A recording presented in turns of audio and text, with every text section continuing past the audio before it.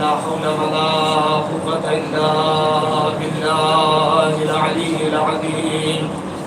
أعوذ بالله من الشيطان الرجيم. بسم الله الرحمن الرحيم. رب اشرح لي صدري ويسر لي أمري واحلل عقدة من لساني يفقهوا قولي. الحمد لله الذي أعلى بحوله ودنا بطوله، مانع كل غنيمة وفضل كاشف كل عزيمة وعزل. أحمده على عواطف كرمه وسوابغ نعمه، وأؤمن به أولا باديا وأستهديه قريبا هاديا، وأستعينه قاهرا قادرا وأتوكل عليه كافيا ناصرا. الصلاة والسلام على النبي الأمي العربي القرشي المدني الأبتهي التهامي، السيد البهي السراج المزي الكوكب الدري، صاحب الوقار والسكينة المدفون بأرض المدينة، العبد المؤيد والرسول المسدد المصطفى الأمجد المحمود الأحمد، حبيب إله العالمين وخاتم النبيين وشفيع المذنبين ورحمة للعالمين، سيدنا ونبينا ومولانا أبي القاسم محمد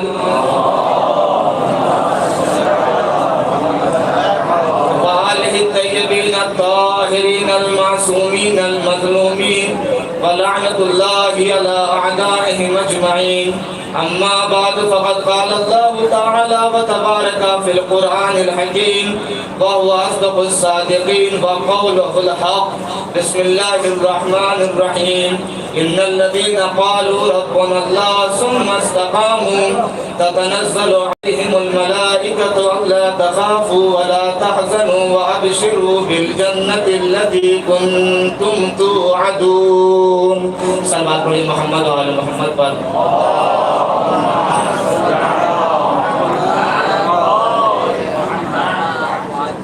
عزیزان محترم، بزرگان ملت، عشر مجالس کی 8ویں مجلس ہے. کربلا درسگاہ عزت و کرامت کے ذیل میں گفتگو ہو رہی ہے. سورہ فصلت آیت نمبر 30 کا اثر نام سخن قرار دیا ہے، جس میں ارشاد ہو رہا ہے ان الذین قالوا ربنا اللہ ثم استقاموا. وہ لوگ جو کہتے ہیں کہ اللہ ہمارا رب ہے، پھر اسی پہ جمے رہتے ہیں، ڈٹے رہتے ہیں، تو ملائکہ ان کے اوپر یہ بشارت لے کے نازل ہوتے ہیں، ڈرو نہیں، محزون نہ ہو، مغموم نہ ہو، اور اس جنت سے خوش ہو جاؤ جس کا تم سے وعدہ کیا جا رہا ہے. تو یہ آیت کہہ رہی ہے کہ اگر کوئی یہ کہتا ہے کہ اللہ ہمارا رب ہے اور اسی پہ ڈٹا رہتا ہے، استقامت کا ثبوت دیتا ہے، ڈٹا رہتا ہے، جمع رہتا ہے، تو ملائکہ نازل ہوتے ہیں یہ کہتے ہوئے کہ ڈرنے کی ضرورت نہیں ہے، محزون ہونے کی ضرورت نہیں ہے، بلکہ خوش ہونے کی ضرورت ہے اس جنت سے جس کا وعدہ کیا جا رہا ہے. عزیزان گرامی، اگر ہمیں دیکھنا ہے واقعاً استقامت کہاں پائی جا رہی ہے، تو اس کا عملی نمونہ کربلا کا میدان ہے. کچھ باتیں آپ کے سامنے عرض کی گئیں. عزیزان گرامی، عرض کیا گیا کہ اگر انسان واقعاً عزت حقیقی چاہتا ہے تو اسے اللہ سے جڑنا پڑے گا، اسے دین سے جڑنا پڑے گا، اسے رسول سے جڑنا پڑے گا. اس لیے کہ کوئی بھی عزت اللہ سے ہٹ کے نہیں ہے، رسول سے ہٹ کے نہیں ہے، مومنین سے ہٹ کے نہیں ہے. تو عزت و کرامت دین کے بغیر حاصل ہونے والی نہیں ہے. عزت و کرامت کے لیے ضروری ہے کہ دینداری ہو اگر دین نہیں ہے تو وہ عزت حقیقی نہیں ہو سکتی ہے، وہ جعلی عزت ہوگی، جھوٹی عزت ہوگی۔ اسی لیے ہم لوگ جو دعائیں روز یکشنبہ پڑھتے ہیں اس میں کہتے ہیں وَأَعِزَّنِي بِعِزِّكَ الَّذِي لَا يُضَامُ، میرے اللہ ہمیں ایسی عزت عطا فرما کہ جس کے بعد ہم ذلیل نہ ہو سکیں، ہم رسوا نہ ہو سکیں۔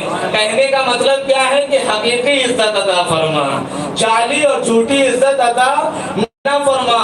اور عزیزان گرامی ایک حدیث پڑھنا چاہتا ہوں، آپ بزرگان اس کا معنی کریے گا، سمجھیے گا کہ واقعی یہ عزت کیا ہے، ہم سوچتے کیا ہیں اور عزت ہے کیا، اور یہ ملے گی کب اور کیسے ملے گی یہ عزت۔ ایک صلوات پڑھ دیجئے محمد و آل محمد پر۔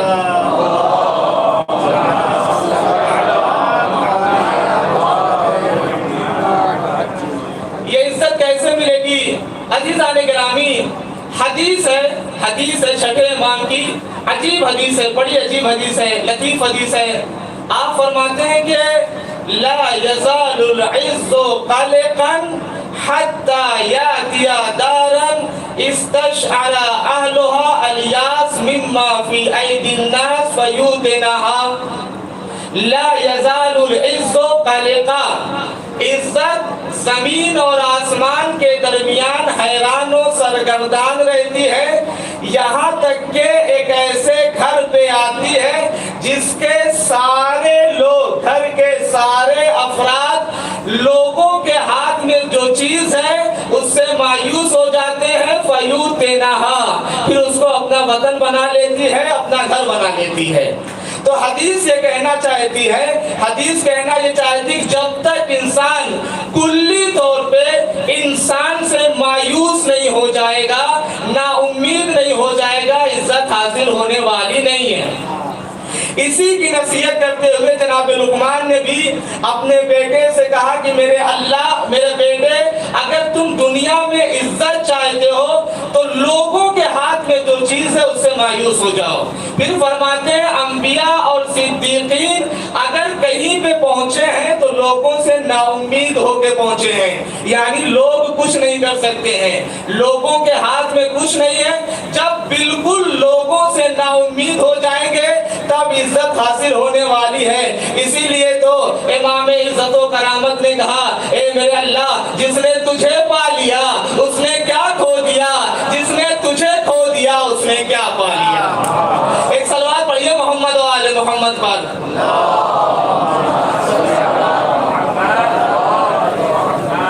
کا انسان اس وقت تک عزیز ہو ہی نہیں سکتا ہے جب تک دوسروں سے نا امید نہ ہو جائے، مایوس نہ ہو جائے۔ آپ سنتے رہتے ہیں جناب یوسف نے جب خواب دیکھا، جناب یوسف جب قید خانے میں گئے، وہ دو لوگ آئے کہ ہم نے خواب دیکھا ہے، جناب یوسف نے تعبیر پیش کر دی، وہ جس سے جناب یوسف نے کہا تھا کہ تم بادشاہ کے قریبی ہو جاؤ گے، اس کو شراب پلاؤ گے۔ جناب یوسف قید خانے میں تھے، جب وہ آزاد ہونے لگا تو جناب یوسف نے اس سے کہا کہ اگر بادشاہ کے پاس جانا تو تھوڑی سی میرے لیے بھی سفارش کر دینا۔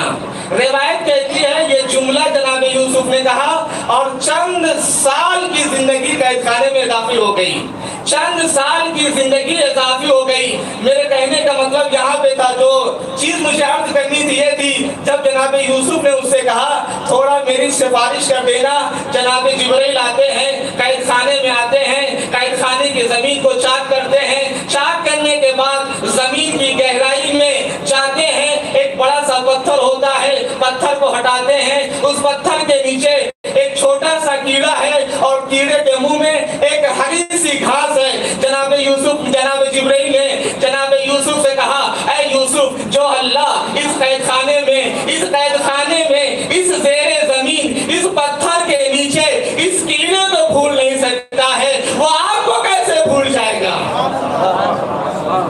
وہ آپ کو کیسے بھول سکتا ہے؟ آخر آپ تو نبی خدا ہیں، آپ پیغمبر خدا ہیں۔ تو عزیزان گرامی، اللہ ہمیں یاد رکھتا ہے، اللہ کو پتا ہے اللہ غافل نہیں ہے، اسے نہ اونگ آتی ہے، اسے نہ نیند آتی ہے، اس کے ہاں نہ استراحت کرنا ہے، نہ آرام کرنا ہے، نہ یہ مشاغل، یہ ساری چیزیں۔ ایسا نہیں کہ اگر ہمارے پاس زیادہ کام ہو جائے ہم مصروف ہو جاتے ہیں، دوسری چیزوں میں ذہن نہیں لگتا اللہ کے یہ ساری چیزیں نہیں ہیں۔ تو عزیزان گرامی، عزت و کرامت سے بحث چل رہی تھی اور یہ بات کہی گئی کہ تمام اخلاق اسلامی کا محور عزت و کرامت ہے۔ تمام اخلاق اسلامی کی بازگشت اور منشا یعنی جہاں یہ پلٹتے ہیں وہ عزت و کرامت ہے۔ عزیزان گرامی، یہ کرامت اپنی جگہ پہ ہے۔ عربی میں ایک لفظ بولا جاتا ہے مروت، مروت ایک لفظ بولا جاتا ہے مروت، یہ بھی پلٹے گا کرامت کی طرف، لیکن یہ جملہ کافی اہم مانا جاتا ہے، کافی اہم مانا جاتا ہے۔ میں آپ سے سوال کرنا چاہتا ہوں کہ مولا کائنات کی سب سے بڑی فضیلت کیا ہے؟ مولا کائنات کی سب سے بڑی فضیلت کیا ہے؟ مولا کائنات کا سب سے بڑا مرتبہ کیا ہے؟ علماء نے لکھا ہے کہ بعض کا یہ کہنا ہے کہ مولا کائنات کی سب سے بڑی فضیلت آپ کا بامروت ہونا ہے، آپ کا بامروت ہونا ہے۔ میں ابھی عرض کرتا ہوں چند باتیں عزیزان گرامی۔ چونکہ امام حسین علیہ السلام بامروت بیٹے ہیں، لہذا کربلا کے میدان میں مروت بھی دکھتی ہے، باقاعدہ مروت دیکھتی ہے۔ لیکن یہ مروت ہے کیا جس کے لیے لوگوں نے کہہ دیا کہ مولا کائنات کی سب سے بڑی فضیلت مروت ہے، سب سے بڑی فضیلت کائنات کے امیر کی مروت ہے۔ حدیث نے کہا المروت تمنع من کل دنیہ، مروت ایک ایسی چیز ہے جو ہر پستی سے روکتی ہے، ہر پستی سے مروت روکتی ہے۔ المروت اسم جامع لسائر الفضائل والمحاسن، مروت ایک ایسا اسم جامع ہے جو تمام فضائل اور محاسن کو اپنے پاس رکھے ہوئے ہیں، یعنی مروت سے بڑھ کر کے کوئی فضیلت نہیں ہے۔ ایک صلوات پڑھیے محمد و آل محمد پر، ایک اور صلوات پڑھ دیجیے محمد و آل محمد پر۔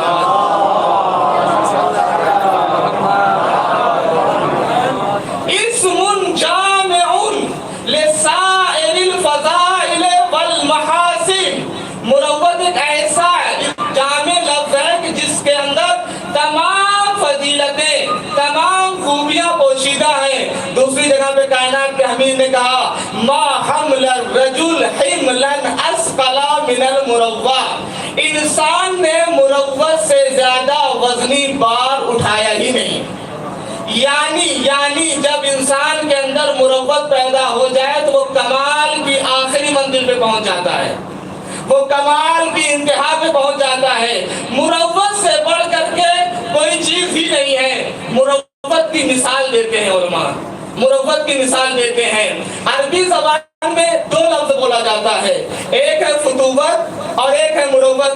دونوں کا ترجمہ ہم جوان مردی سے کرتے ہیں، بہادری سے کرتے ہیں، لیکن مروت کا مرتبہ فتوت سے بڑھ کر کے ہے، فتوت کے آگے کا ہے۔ فتوت اور مروت یہ ہم دونوں کا ترجمہ جوان مردی سے کرتے ہیں، بہادری سے کرتے ہیں، لیکن مروت کا مرتبہ فتوت سے بڑھ کے ہے۔ لہذا فتوت اور مروت کو سمجھانے کے لیے علماء مثال دیتے ہیں کہ فتوت اور مروت میں فرق کیا ہے۔ مثال دیتے ہیں جنگ احد کی مثال دیتے ہیں، عمرو ابن عبدود کی مثال دیتے ہیں کہ جب مولا کائنات اس کے سینے پہ سوار ہو جاتے ہیں، مولا کائنات کا عمرو ابن عبدود کے سینے پہ سوار ہونا یہ مولا کی فتوت ہے، یہ مولا کی شجاعت ہے، یہ مولا کی بہادری ہے، یہ ہے شجاعت و بہادری و فتوت۔ لیکن جب وہ گستاخی کرتا ہے، مولا سینے سے نیچے اتر آتے ہیں تو یہ مولا کی مروت ہے، یہ مولا کی مروت ہے۔ یعنی کہا مروت کا درجہ فتوت و شجاعت و بہادری سے اوپر کا ہے، اوپر کا ہے۔ مولا اسے مار سکتے تھے، اسی وقت اسے قتل کر سکتے تھے، لیکن مولا نے اس وقت اس کو نہیں قتل کیا، اس لیے کہ مولا صرف اپنی بہادری اور شجاعت کو نہیں دکھانا چاہتے تھے، بلکہ یہ بھی دکھانا چاہتے تھے کہ علی کو اپنے نفس پر کتنا کنٹرول ہوتا ہے، علی کو اپنے نفس پہ کتنا کنٹرول ہوتا ہے۔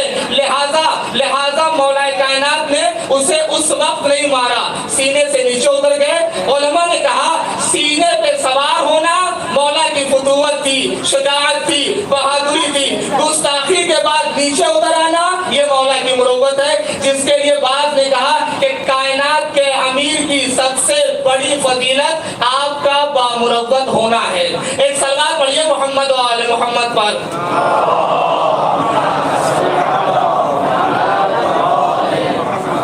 چند مثال دینا چاہتا ہوں مروت کی کہ واقعی مروت کیا ہے، فتوت کیا ہے۔ اس سے پہلے حافظ کا ایک شعر ہے کہ آسائش اندو گیتی تفسیر اندو حرفت، آسائش اندو گیتی تفسیر اندو حرفت، با دوستان مروت با دشمنان مدارا۔ یہ حافظ کا شعر ہے، اس میں لیکن اشکال ہوا ہے، اس میں اشکال ہوا ہے وہ یہ ہے، حافظ نے کہا کہ آسائش اندو گیتی تفسیر اندو حرفت۔ اگر ہم اس زمین کا، اس جہان کا خلاصہ کریں تو دو لفظوں میں خلاصہ ہوتا ہے زندگی بسر کرنے کا۔ حافظ نے کہا کہ دوستوں کے ساتھ مروت کے ساتھ رہیے، دشمنوں کے ساتھ مدارا کیجیے۔ علماء نے کہا کہ حافظ کی معرفت تھوڑا سا کم تھی، اگر حافظ کی معرفت تھوڑا سا اور زیادہ ہوتی تو حافظ کہتے آسائش اندو گیتی تفسیر اندو حرفت، با دوستان مروت با دشمنان ہم مروت، با دوستان مروت با دشمنان ہم مروت۔ یعنی کائنات کے امیر نے صرف اپنے دوستوں کے ساتھ مروت نہیں کیا ہے بلکہ دشمنوں کے ساتھ بھی کیا ہے۔ امام حسین علیہ السلام نے بھی ایسے ہی صرف جو ہے اپنے چاہنے والوں سے مروت نہیں کی ہے بلکہ دشمنوں سے کی ہے۔ اور کمال یہاں پہ ہوتا ہے جب انسان دوستوں کے ساتھ دشمنوں سے بھی ایسا پیش آئے، دشمنوں سے بھی۔ میں چند مثال دینا چاہتا ہوں آپ کے سامنے، آپ خود اندازہ لگا لیجئے گا کہ دشمن کے ساتھ مدارا ہو رہا ہے یا مروت ہو رہی ہے۔ پہلے ایک صلوات پڑھ دیجئے محمد و آل محمد پر۔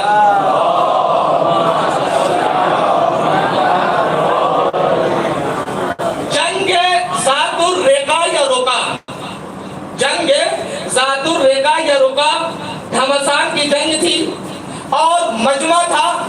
اچانک سے افراتفری مچ گئی، اچانک سے پیغمبر اکرم اور لشکر کے درمیان فاصلہ ہو گیا۔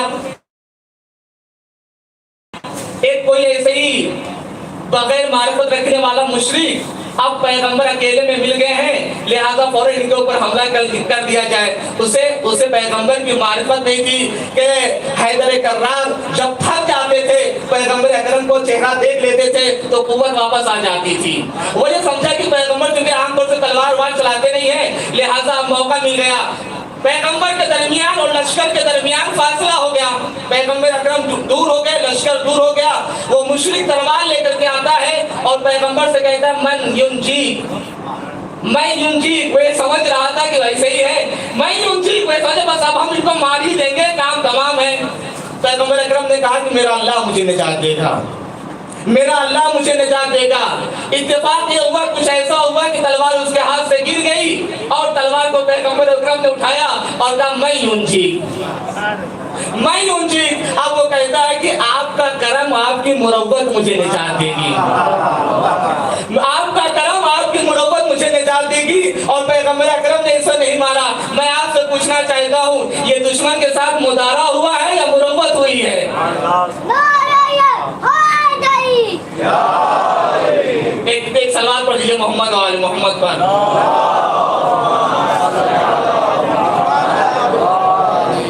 ایک اور صلوات پڑھ دیجیے محمد و آل محمد پر۔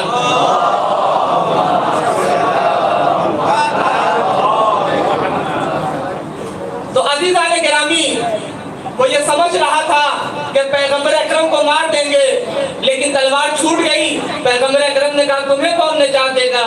اس نے کہا کہ آپ کا کرم نجات دے گا، آپ کو مروت نجات دے گی۔ عزیزان گرامی، کہنے کا مطلب یہ ہے فتوحات و شجاعت کا تقاضا یہ تھا کہ قتل کر دیا جائے، مار دیا جائے۔ دشمن کو مارنے کا موقع ملا ہے لیکن مروت کہہ رہی تھی نہیں، مار نہ دیا جائے، چھوڑ دیا جائے۔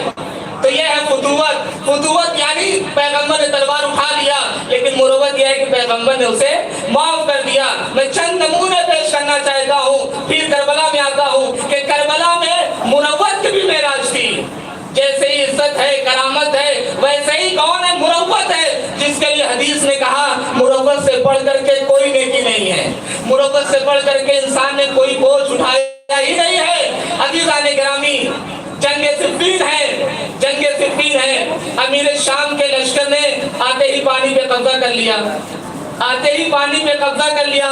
امام علیہ السلام نے کہا کہ دیکھو گفتگو کرو، لیکن یہ لوگ گفتگو سے ماننے والے نہیں تھے۔ امام نے کہا تم لوگ بھی حملہ کرو۔ امام نے کہا دو صورتیں ہیں، یا جنگ کر کے پانی پہ قبضہ کر لو، یا ذلت کے ساتھ ایسے ہی پیاسے رہ جاؤ۔ یہ کہہ کر کے مولا کائنات نے اپنے لشکر میں عزت و کرامت کی روح پھونک دیا۔ کہا دو ہی راستے ہیں، یا تو جنگ کر کے پانی پہ قبضہ کر لو، یا ایسے ہی ذلت کے ساتھ پیاسے رہ جاؤ۔ کائنات کے امیر کا حکم تھا، فوج آگے بڑھتی ہے، آگے بڑھنے کے بعد پانی کو اپنے قبضے میں لیتی ہے۔ یہ تھی بہادری، یہ تھی فتوت، یہ تھی شجاعت کا تقاضا یہ تھا کہ دریا پہ قبضہ کر لیا جائے، لیکن مولا نے کہا پانی ان کے لیے بھی دیا جائے، بہادری اور شجاعت یہ تھی کہ دریا پہ قبضہ کر لیا جائے، لیکن مروت یہ تھی کہ دشمن کو بھی پانی پلایا جائے۔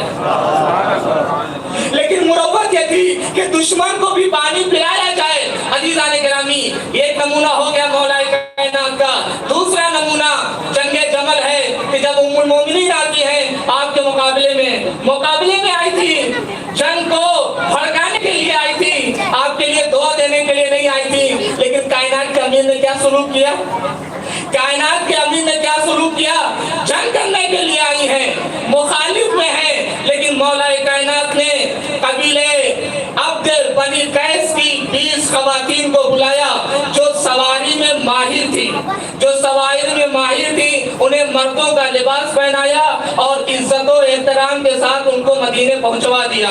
عزیزان گرامی، میں کہنا چاہتا ہوں مولا ٹھیک ہے آپ ان سے جنگ نہیں کرتے، لیکن یہ کیا کہ آپ ان کو وہاں تک پہنچا بھی رہے ہیں۔ کہا یہی تو علی ہے، علی کو اسی کو سمجھنا پڑے گا۔ فتوت ہو، شجاعت و بہادری کا تقاضا یہ ہے کہ دشمن پہ غالب آیا جائے، لیکن مروت کا تقاضا یہ ہے کہ دشمن کو معاف کر دیا جائے، بخش دیا جائے۔ ایک سلوات پڑھیے محمد و آل محمد پر۔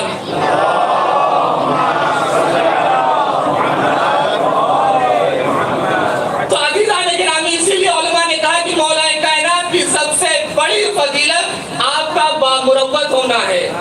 فتوت نہیں، شجاعت نہیں، بہادری نہیں، بلکہ بہادری اور فتوت سے آگے کی چیز جو ہے وہ کیا ہے؟ مروت ہے۔ آپ دیکھتے رہتے ہیں عمر ابن عبدود کی بہن جب اس کے لاشے پہ آتی ہے، آنے کے بعد کہتی ہے بھیا میں نے سوچا تھا کہ میں تجھے تیری لاش کے قریب آ کر کے بہت گریا کروں گی، روؤں گی، ماتم کروں گی، لیکن تیرا قاتل اتنا بامروت تھا، کہ بہن تیرے اوپر گریا نہیں کرے گی، نہ تیرا لے گیا، نہ خود لے گیا، نہ کوئی چیز لے گئی۔ عزیزان گرامی، کائنات کے امیر اسے کہتے ہیں کہ مقتول کی حقیقی بہن بھی کہہ رہی ہے کہ علی سے بڑھ کر کے بامروت کوئی نہیں ہے۔ یعنی مولا کائنات کی فتوت و شجاعت و بہادری یہ تھی کہ عمر ابن عبدود کا سر قلم کر دیا جائے، لیکن مروت یہ تھی کہ یہ اس کے جسم پہ جو چیزیں تھی اسے لوٹا نہیں جائے۔ یہ کیا ہے عزیزان گرامی؟ یہ کوئی چیز اور نہیں ہے بلکہ یہ مروت ہے، اور مروت اخلاق کی آخری منزل پہ ہوتی ہے۔ ابھی دنیا سمجھے تو کیا علی کیا ہے؟ عزیز حضرات، مولا کائنات کو جب ہم مولا کائنات کو سمجھ لیں گے، مولا کائنات بامروت ہے، تو امام حسین انہی کے بیٹے ہیں، بامروت ہیں، اور امام نے خود ہی کہہ دیا یہ جو تم دیکھ رہے ہو ہم نکل رہے ہیں، ہم کوئی نیا کام کرنے کے لیے نہیں جا رہے ہیں۔ اريد ان امر بالمعروف وانهى عن المنکر واسیر بسیرت جدی وابی، میں کوئی نیا کام نہیں کرنے جا رہا ہوں، میں وہی کام کرنے جا رہا ہوں جو میرے نانا کی سیرت تھی، جو میرے بابا کی سیرت تھی، یعنی امام حسین کی سیرت کو پڑھنے سے پہلے سیرہ نبوی کا مطالعہ کرنا پڑے گا، سیرہ علوی کا مطالعہ کرنا پڑے گا، تب سمجھ میں آئے گی کہ سیرہ حسینی کیا ہے۔ اس لیے کہ یہ نہیں کہہ رہے کہ میں کوئی نیا کام کرنے جا رہا ہوں، ابھی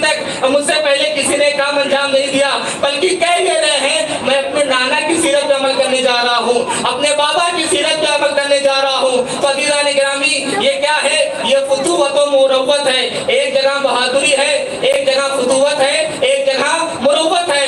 ایک جگہ ایک اور واقعہ آپ کے سامنے پیش کرنا چاہتا ہوں کہ مولا کائنات کوفے کے گلیوں سے نکل رہے ہیں، مولا نکل رہے ہیں، مولا نے دیکھا راستے میں ایک خاتون بیٹھ کے رو رہی ہے، راستے میں ایک خاتون بیٹھ کے رو رہی ہے، آنسو بہا رہی ہے۔ اب کائنات کا امیر رک جاتا ہے، کائنات کا امیر رک جاتا ہے۔ لکھنے والوں نے لکھا ہے کہ مولا کائنات علی ابن ابی طالب اس بہرے بیکرا کا نام ہے جس کے اندر کوئی بھی چیز تلاطم پیدا نہیں کر سکتی ہے مگر کسی یتیم کا آنسو، کسی بیوہ کا آنسو۔ آپ نے توجہ نہیں کیا عزیزان گرامی، ایک طرف تو یہ کہا جا رہا ہے کہ علی اس بہرے بیکرا کا نام ہے جس کے اندر کوئی چیز تلاطم پیدا نہیں کر سکتی ہے مگر یہ کہ کسی یتیم کا آنسو، کسی بیوہ کے آنسو۔ یہ کہنا کیا چاہتا ہے؟ یہ کہنا یہ چاہتا ہے کہ کائنات کے امیر کے اندر متضاد صفتیں پائی جاتی ہیں۔ بھائی توجہ کر لیجئے گا، کائنات کے امیر کے اندر متضاد صفتیں پائی جاتی ہیں۔ اسی تو لیے تو کہا گیا جمعت فی صفات کل ازداد فلہذا عزت لکل انداد زاہد حاکم صابر حلیم فاقد ناسک فقیر جواد۔ کہا اس تعریف میں، کہا سمجھودین ہلی نے جب مولا کائنات کی تعریف کیا تو کہتے ہیں آپ کے اندر متضاد چیزیں پائی جاتی ہیں، متضاد صفات پائے جاتے ہیں، اپوزٹ صفات پائے جاتے ہیں۔ فلہذا عزت لکل انداد، اسی لیے آپ کے کوئی نظیر نہیں ہے، آپ کا کوئی مثیل نہیں ہے۔ کیوں؟ آپ زاہد بھی ہیں، عابد بھی ہیں، بہادر بھی ہیں، گریہ کرتے ہیں، اسی لیے کہتے ہیں هو البکاء فی المحراب لیلا۔ ارے رات کی تاریکی میں آپ سے زیادہ کوئی گریہ کرنے والا نہیں ہے، رات کی تاریکی میں آپ سے زیادہ کوئی گریہ کرنے والا نہیں ہے۔ هو الضحاک اذا اشتد الضرب، میدان جنگ میں آپ سے زیادہ کوئی ہنسنے والا نہیں ہے۔ عزیزان گرامی اسی کو تو متضاد صفات کا مالک کہتے ہیں جو دوسروں کے اندر نہیں پائی جاتی۔ ایک آدمی جو تلوار اٹھاتا ہے وہ قلم نہیں اٹھاتا ہے، جو قلم اٹھاتا ہے وہ تلوار نہیں اٹھاتا، لیکن علی اس بہادر کا نام ہے جو تلوار بھی اٹھاتا ہے، قلم بھی اٹھاتا ہے، تلوار اٹھاتا ہے سر کٹتے ہیں، قلم اٹھاتا ہے جگر کٹتے ہیں۔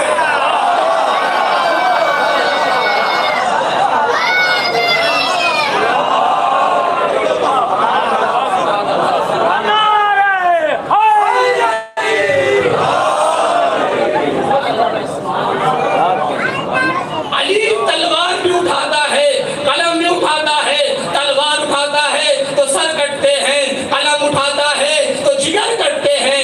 عزیزان گرامی، عزیزان گرامی آپ دیکھ لیں جن لوگوں کا کام زیادہ تر پڑھنا لکھنا ہے ان کو میدان سے سروکار نہیں ہوتا ہے اور وہ جاتے بھی نہیں ہیں، اور جو میدان والے ہوتے ہیں ان کا کام زیادہ تر ادھر پڑھنا لکھنا ہی نہیں ہوتا۔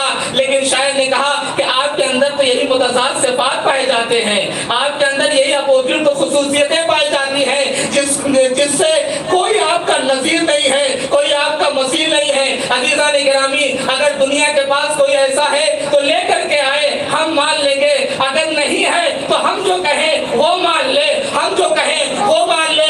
آج دنیا کہتی ہے آپ ہر چیز کا صحرا علی کے سر باندھ دیتے ہیں، ہر چیز کا صحرا علی کے سر باندھ دیتے ہیں، جو چیز ہوتی ہے سب کا صحرا علی کے سر باندھ دیتے ہیں۔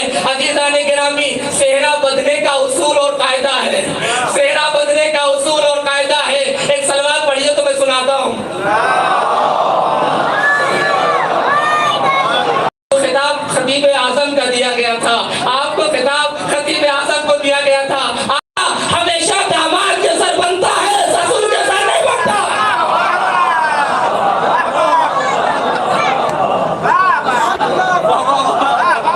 ہر ایک میزان میں تولا، علی مولا، علی مولا، زبا کے ساتھ دل مولا، علی مولا، علی مولا، ہر ایک میزان میں تولا، علی مولا، علی مولا، زبا کے ساتھ دل مولا، علی مولا، علی مولا، نعرہ حیدری، حیدری، محمد باری باری محمد و آل محمد صلوات آل محمد صلوات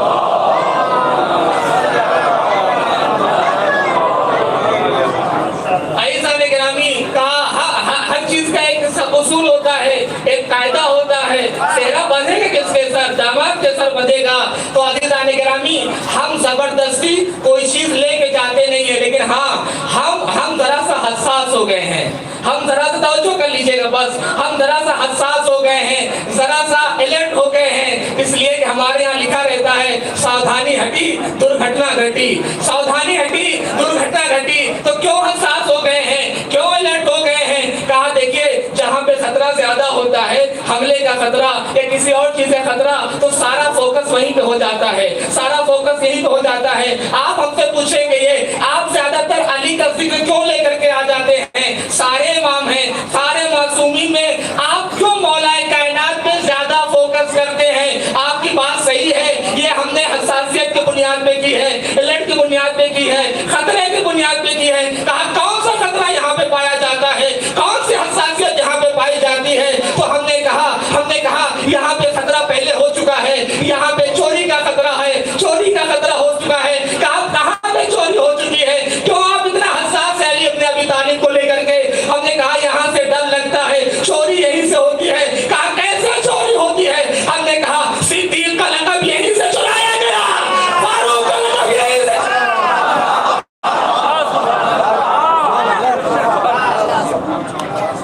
اور اماموں کے لقب اتنے نہیں چرائے گئے، لیکن چوری یہاں سے ہونی تھی. لہذا اسی لیے ہم یہاں پہ حساس تھوڑا سا نظر آ جاتے ہیں، ہم یہاں پہ حساس ہو جاتے ہیں تھوڑا سا. ہم زبردستی فضیلت کو بیان کرنے کی کوشش نہیں کرتے ہیں، لیکن جو فضیلت ہے اسے بیان کرتے ہیں. تو عزیزان گرامی، علی اس بحر بیکراں کا نام ہے جس کے اندر کوئی چیز تلاطم پیدا نہیں کر سکتی ہے مگر یہ کہ کسی بیوہ کا آنسو، کسی یتیم کا آنسو. ہاں اگر یہ ہے تو پھر مولا کائنات کا امیر روئے گا، گریہ کرے گا اور اس مشکل کو آسان کرے گا. وہ خاتون بیٹھ کے رو رہی ہے، گریہ کر رہی ہے. امام نے کہا بات کیا ہے، مسئلہ کیا ہے؟ اس نے کہا کہ میرے آقا نے، میرے مولا نے مجھے پیسے دیے تھے اور مجھ سے کہا تھا کہ جا کر کے کھجور لے کر کے آؤ. میں کھجور خرید کر کے لے کر کے آئی، اپنے مالی کے پاس لے کر کے گئی. جب لے کر کے گئی تو اس نے کہا کہ یہ کھجور اچھے نہیں ہیں، انہیں جا کر واپس کر دو. واپس کرنے آئی تو دکاندار کہہ رہا ہے کہ ہم واپس نہیں کریں گے، ہم واپس نہیں کریں گے. مولا نے کہا میرے ساتھ چلو. مولا نے کہا میرے ساتھ چلو. مولا اس کو لے کر کے آتے ہیں دکاندار کے پاس. اسے کہتے ہیں کہ بھائی یہ کھجور واپس کر لو، یا تو پیسہ دے دو یا تو دوسرا کھجور دے دو. اس نے کہا آپ کون ہوتے ہیں بولنے والے؟ اس نے کہا آپ کون ہوتے ہیں بولنے والے؟ ایک مرتبہ اس کو ہاتھ اٹھاتا ہے، سینے پہ مارتا ہے اور کائنات کے امیر کو دھکا دے دیتا ہے. کس کو دھکا دیتا ہے؟ فاتح خیبر و خندق کو دھکا دیتا ہے، مولا کائنات کو پیچھے ڈھکیل دیتا ہے. لوگوں نے کہا تمہیں پتا یہ کون ہے؟ تمہیں پتا ہے یہ کون ہے؟ یہ حاکم وقت ہیں، یہ علی ابن ابی طالب ہیں. ایک مرتبہ معافی کو مانگتا ہے اور کہتا ہے کہ مولا مجھے معاف کر دیجئے، مجھے معاف کر دیجئے. مولا کہتے ہیں ایک شرط میں معاف کروں گا، آئندہ تم ایسا کام نہیں کرو گے، آئندہ تم ایسا کام نہیں کرو گے. اس نے کہا ٹھیک ہے مولا، ہم معاف کر دیجئے، ہم ایسا کام نہیں کریں گے. عرض یہ کرنا تھا علی کے اندر بہادری تھی کہ نہیں تھی، شجاعت تھی کہ نہیں تھی، فتوت تھی کہ نہیں تھی؟ شجاعت کا تقاضا یہ تھا، بہادری کا تقاضا یہ تھا، فتوت کا تقاضا یہ تھا کہ گستاخی کا جواب گستاخی سے دیا جائے، اس کے ساتھ بھی ایسا سلوک کیا جائے. لیکن مروت کا تقاضا یہ تھا کہ اسے معاف کر دیا جائے. مروت کا تقاضا یہ تھا اسے معاف کر دیا جائے. اسی لیے مولا کائنات نے کہا میں تجھے معاف کرتا ہوں، میں تجھے چھوڑ دیتا ہوں، لیکن شرط یہ ہے کہ تم اس کام کو دوبارہ تکرار نہیں کرو گے. ایک سوال پڑھیے محمد اور آل محمد پر.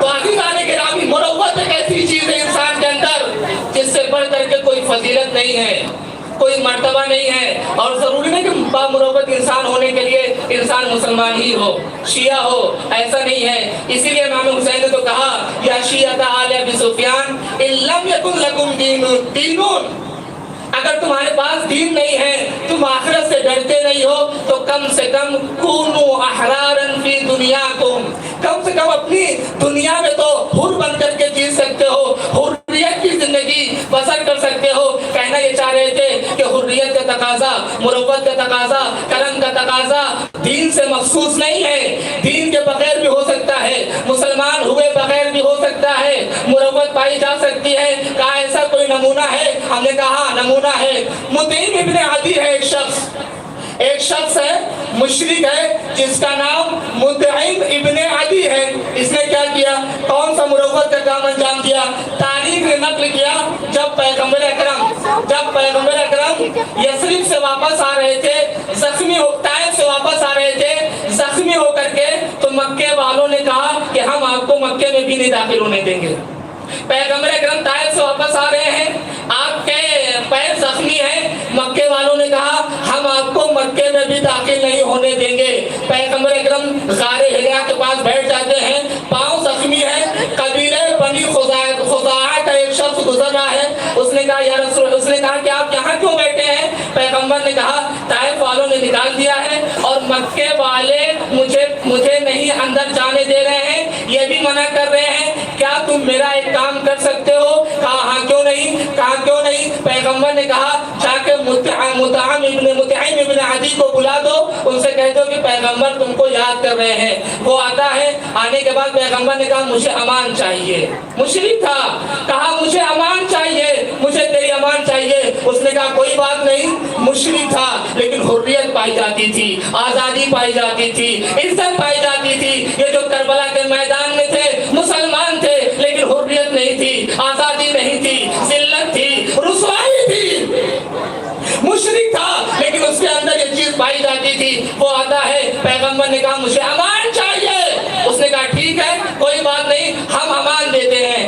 اگر کوئی کسی کو امان دے دیتا تھا پھر دوسرے لوگ اسے کچھ نہیں کہتے تھے، اگر خاص طور سے امان دینے والا شخص قدامت شخصیت ہو، کوئی بڑا آدمی ہو، کوئی قبیلے والا آدمی ہو۔ مطعم ابن عدی اپنے بچوں کو لے کر کے آتا ہے، اسلحے کے ساتھ پیغمبر اکرم کو لے کر کے جاتا ہے، مسجد الحرام کے اندر داخل کرواتا ہے اور اعلان کر دیتا ہے اگر اب کسی نے ان کو کچھ کہا تو گویا اس نے مجھ سے دشمنی مول لی، اب ابو سفیان کنارے جاتے ہیں، اب ابو لہب کنارے جاتے ہیں، اب ابو جہل کنارے جاتے ہیں۔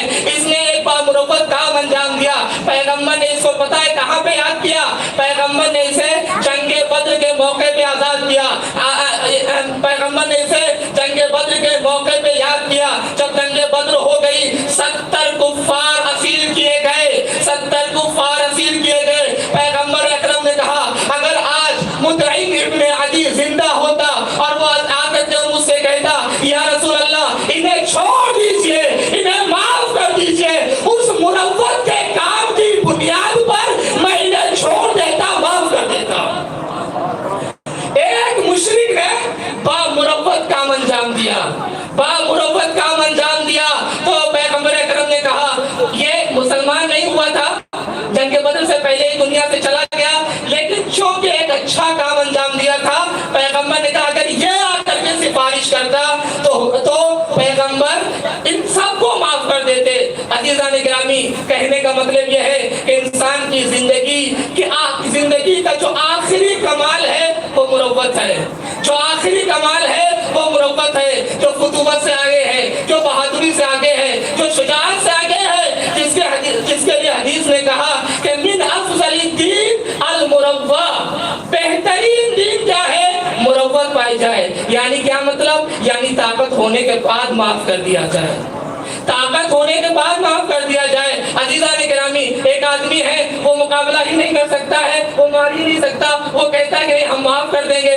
اس کے معاف کرنے میں اور دوسروں کے معاف کرنے میں فرق ہوتا ہے۔ یہیں پہ علماء نے آ کر کے صبر اور حلم کا فرق بیان کیا ہے کہ صبر اور حلم میں فرق کیا پایا جاتا ہے، یہیں پہ آ کے بیان کیا ہے۔ علماء بیان کرتے ہیں صبر یہ ہے کہ انسان کے ساتھ کوئی پریشانی ہوتی ہے، کسی مشکل میں گرفتار ہوتا ہے، کوئی طاقتور انسان اسے مار دیتا ہے اور وہ کچھ نہیں کہتا، اسے صبر کہتے ہیں، اور وہ کچھ نہیں کہتا، اسے صبر کہتے ہیں۔ لیکن اگر ایک کمزور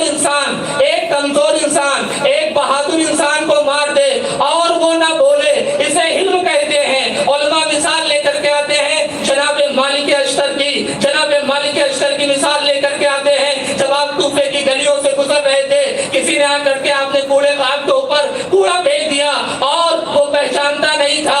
سامنے والے نے کہا تمہیں پتا ہے کون ہے؟ یہ کون ہے؟ یہ علی کے سپاہی، علی کی فوج کا سپاہی سالار مالک اشتر ہے. اس وہ پیچھے پیچھے آتا ہے. جناب مالک اشتر مسجد میں جاتے ہیں. جانے کے بعد نماز پڑھتے ہیں. یہ جا کے قدموں میں گر جاتا ہے. گرنے کے بعد کہتا ہے کہ مجھے معاف کر دیجئے، مجھے معاف کر دیجئے، میں نے نہیں جانا تھا آپ کو، نہیں پہچانا تھا آپ کو. عزیزان گرامی، جناب مالک نے کہا میں نے معاف کر دیا اور میں اپنے اللہ سے بھی یہی دعا کر رہا تھا، اے میرے اللہ تو بھی اسے معاف کر دے، تو بھی اسے معاف کر دے. تو عزیزان گرامی، کہنے کا مطلب یہ ہے کہ یہ کہتے ہیں، اسے کہتے ہیں بامروت انسان، اسے کہتے ہیں بہادر انسان، بامروت انسان. کربلا میں اس کی بھی معراج ہے، کربلا میں اس کی بھی معراج ہے. یہ باتیں سنیے. پھر اپنے مسائل کے کربلا میں مروت بھی اپنے آخری درجے پہ ہے، اپنے آخری درجے پہ ہے. آپ سنتے رہتے ہیں.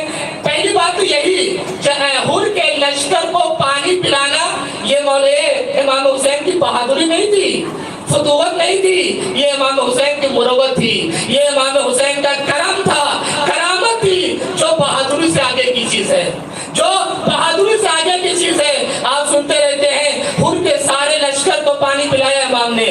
اسی حر کے لشکر میں ایک شخص ہے جس کا نام طاحان محاربی ہے، جس کا نام طاحان محاربی ہے. یہ اتنا پیاسا ہے، اتنا پیاسا ہے کہ مشق کو الٹا پکڑے ہوئے ہے، مشق کو الٹا پکڑے ہوئے ہیں. عزیزان گرامی، بامروت باپ کا بامروت بیٹا آگے بڑھتا ہے، بامروت باپ کا بامروت بیٹا آگے بڑھتا ہے. مولا کائنات امام حسین آگے بڑھتے ہیں. بڑھنے کے بعد مشق کے دہانے کو سیدھا کرتے ہیں اور اس کے بعد وہ پانی پی لیتا ہے، اس کے بعد وہ پانی پی لیتا ہے. علماء نے کہا یہ تو امام حسین علیہ السلام کا فعل تھا، یہ شجاعت نہیں تھی، یہ فتوت نہیں تھی، یہ بہادری نہیں تھی، بلکہ یہ مروت تھی. ایک صلوات پڑھیے محمد و آل محمد پر.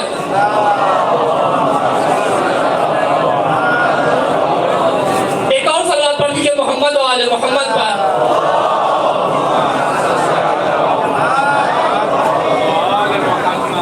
تو عزیزان گرامی، یہ ایک مروت اور سن لیجیے.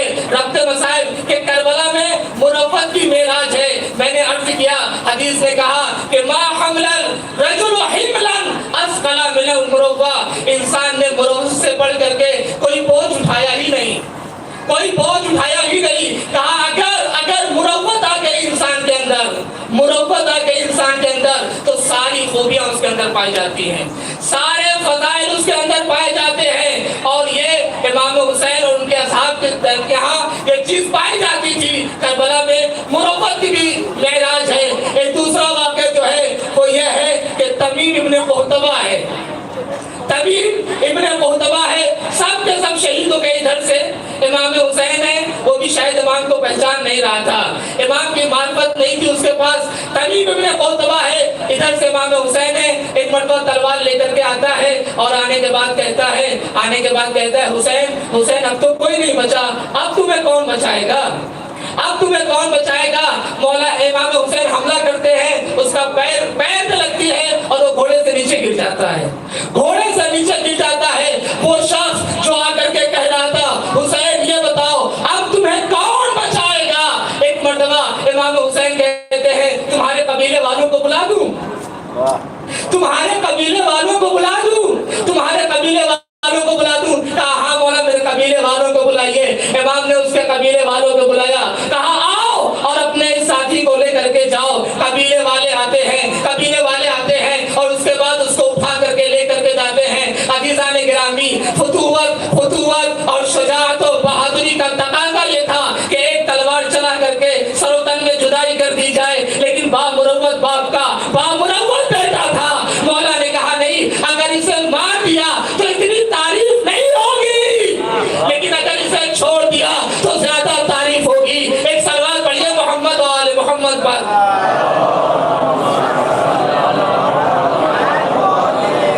ایک اور صلوات پڑھیے محمد و آل محمد پر.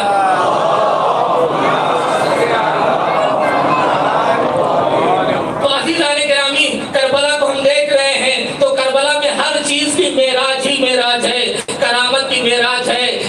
کی معراج ہے, مروت کی معراج ہے. معاف کر دینا کیسے معاف کیا جاتا ہے یہ کربلا والے بتاتے ہیں, کیسے بخش دیا جاتا ہے یہ کربلا والے بتاتے ہیں. اگر دشمن تھا, اگر امام چاہتے اس کا کام تمام کر سکتے تھے, لیکن مولا نے کام نہیں تمام کیا, بلکہ کہا اگر تم کہو تو لشکر والوں کو بلا دے, لشکر والے تم کو لے کے چلے جائیں. لیکن عزیزان گرامی, یہی امام آخری وقت میں کہہ رہا تھا کہ اگر تمہارے پاس دین نہیں ہے تو کم سے کم حریت سے کام لو, دنیا کی حریت سے کام لو. لیکن ان لوگوں نے اس پہ بھی عمل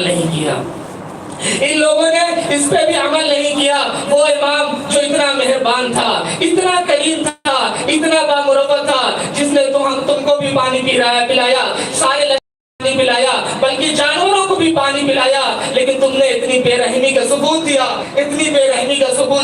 کہ اسی امام کا لشکر آلاتش کی صدائیں بلند کر رہا ہے اور تمہارے اوپر کوئی اثر نہیں کر رہا ہے, اور تمہارے اوپر کوئی چیز اثر نہیں کر رہی ہے. امام حسین علیہ السلام نے ایسا ثبوت دیا, لیکن ظالموں نے کیا ثبوت دیا, کیا جواب دیا؟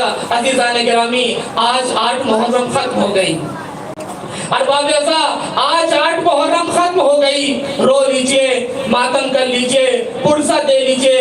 اے ارباب ازا, بس کل کی رات اور ہے, پرسوں زہرا کا گھر اجڑ جائے گا, پنجتن پاک کا خاتمہ ہو جائے گا.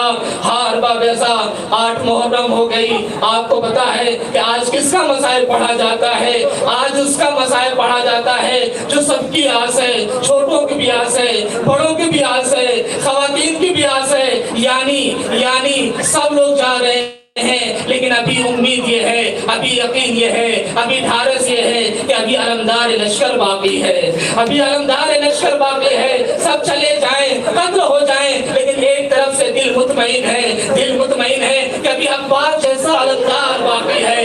لیکن اے ارباب ازا, کربلا کے میدان میں ایک وقت وہ بھی آتا ہے جب یہی علمدار ایک مرتبہ امام حسین کی خدمت میں آتا ہے, اور آنے کے بعد کہتا ہے, مولا آقا مجھے بھی مرنے کی اجازت دے دیجئے, مجھے بھی میدان میں جانے کی اجازت دیجئے. اے ارباب ازا, امام حسین کو پتا تھا اگر عباس چلے جائیں گے دشمن تانا دیں گے, دشمن ہنسیں گے, حسین روئے گا. ارے امام حسین کو پتا تھا, ارے عباس کے رہنے کی وجہ سے ابھی تک جو آنکھیں سکون سے سو رہی تھی, چین سے سو رہی تھی, اب انہیں جگنا پڑے گا. اور وہ آنکھیں جو عباس کے خوف سے جلتی رہتی تھی, اب وہ سکون سے سوئے گی. ہاں ارباب ازا, جناب عباس سب کی آس ہے. اے ارباب ازا, جناب عباس ہے, امام حسین سے کہتے ہیں, آقا مرنے کی اجازت دیجئے, میدان میں جانے کی اجازت دیجئے. ایک مرتبہ امام حسین کہتے ہیں, بھیا تم تو میرے لشکر کے علمدار ہو, تمہیں میں مرنے کی اجازت کیسے دے دوں؟ مقتل نے نقل کیا, جناب عباس نے داہنے دیکھا, بائیں دیکھا, آواز دیتے ہیں, آقا اب وہ لشکر ہی کہاں رہا جس کی میں علمداری کرتا؟ آقا وہ تو لشکر ہی نہیں رہا, اب تو کوئی نہیں ہے. امام نے کہا بھیا اگر جانا چاہتے ہو, بچے پیاس سے بچہ بلب ہے, بچوں کے لیے پانی کا انتظام کرتے جاؤ بھیا, بچوں کے لیے پانی کا انتظام کرتے جاؤ. ہاں ارباب ازا, جناب عباس در خیمہ پہ آتے ہیں. ایک مرتبہ جناب سکینہ کو آواز دیتے ہیں, سکینہ مشکیزہ لے کر کے آؤ. جیسے ہی جناب سکینہ نے مشک کا نام سنا, خوش ہو جاتی ہے, مشکیزہ لے کر کے آتی ہے, چچا کے حوالے کر دیتے ہیں. اے ارباب ازا, جناب عباس مشکیزہ لے کر کے آتے ہیں. اب کہاں لے کر کے آتے ہیں؟ اب اس بہن سے خدا حافظی کہنے آتے ہیں جس بہن کو عباس پہ بڑا ناز تھا, عباس پہ بڑا بھروسہ تھا, عباس پہ بڑا یقین تھا. اور کیوں نہیں ہوتا, ایسا ہی تھا. جناب عباس کرتے بھی ایسے ہی تھے, خیال بھی ایسے ہی رکھتے تھے. آتے ہیں اور آنے کے بعد کہتے ہیں, بہن خدا حافظ, شہزادی خدا حافظ, عباس جا رہا ہے. جناب زینب سمجھ گئی, ایک مرتبہ کہتی ہیں, عباس جا رہے ہو,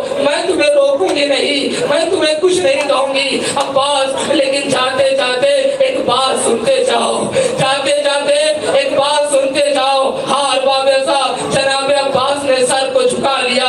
एक मर्तबा जनाब ज़ैनब कहती है, ए भैया अब्बास, जब एक मर्तबा मैं छोटी थी, बाबा के जानू पे बैठी थी, अचानक से मेरे बाजू से चादर हटी, बाबा ने पढ़ करके बोसा लिया। मैंने कहा बाबा बोसा लेने का मतलब क्या है? बाबा ने कहा था, ए बेटी एक दिन इन्हीं बाजुओं में असर बंधेगी। ए अब्बास, उस वक्त ज़ैनब छोटी थी, लेकिन जब ज़ैनब बड़ी हुई, ज़ैनब का घर भाइयों से भर गया, तो ज़ैनब यही सोचती थी भला किसकी मजाल है कि ज़ैनब के बाजुओं में असर बांधे। अरे जिसके 18 भाई हो और अब्बास जैसा भाई हो, उसके बाजुओं में कौन असर बांध सकता है? हार बाबे साहब रो लीजिए, उस शहीद का मसाइब हो रहा है जिसके ऊपर सबने गिरिया किया, इमाम ने गिरिया किया, सबने गिरिया किया। कहा भैया लेकिन अब मुझे यकीन हो गया ज़ैनब के बाजुओं में रस्म बनेगी, इसलिए कि तुम जा रहे हो। हार बाबे साहब जनाब अब्बास चलते हैं, इधर जनाब ज़ैनब बच्चों को लेकर के जमा हो जाती है और कहती है, बच्चों अब पानी के लिए नहीं घबराना, इसलिए कि मेरा शेर सा चचा पानी लेने के लिए जा रहा है। अरे कितना यकीन है, कितना भरोसा है, खुदा करे सकीना की ये आस टूटने ना पाए। खुदा आपकी आवाजों पे रहमत नाज़िल फरमाए। ए अरबाब अज़ा जनाब अब्बास चले, मैदान में आते हैं, मक्तल में आते हैं, फरात के किनारे जाते हैं। फरात के किनारे जाने के बाद मशकीज़े को भरते हैं, चुल्लू में पानी लेते हैं। शायद चुल्लू में पानी ले करके ये बताना चाह रहे थे, अगर अब्बास चाह जाए तो दुनिया की कोई ताकत पानी लेने से रोक नहीं सकती है। लेकिन चुल्लू में पानी लिया तो शायद सकीना याद आ गई, पानी को फेंक देते हैं। एक मर्तबा घोड़े पे सवार होते हैं और दोबारा किधर जाने लगते हैं। पूरा हमो गम है कि पानी किसी भी तरीके से ख़याम इमाम हुसैनी में पहुंच जाए। उमर साहब ने कहा, देखो अब्बास को चारों तरफ से घेर लिया जाए और एक भी कतरा पानी का खैमे तक ना पहुंचने पाए। जनाब अब्बास आगे बढ़ रहे हैं। इतने में जालिम ने वार किया, दाहिना बाजू खत्म होता है। थोड़ी दूर और आगे गए, जालिम ने वार किया, बायां बाजू खत्म होता है। मश के तस्मे को दांतों से दबाया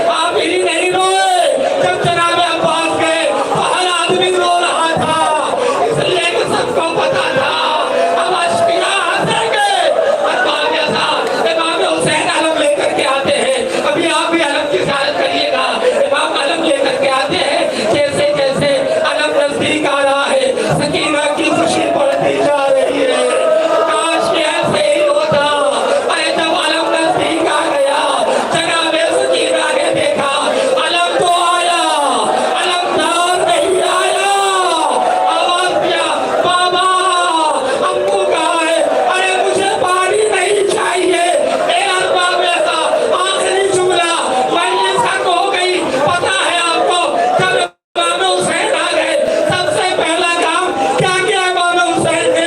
आपको पता है आखिरी जुमला मजलिस का, इमाम हुसैन जल्दी से जाते हैं जनाब अब्बास के खैमे के सुतून का गिरा देते हैं।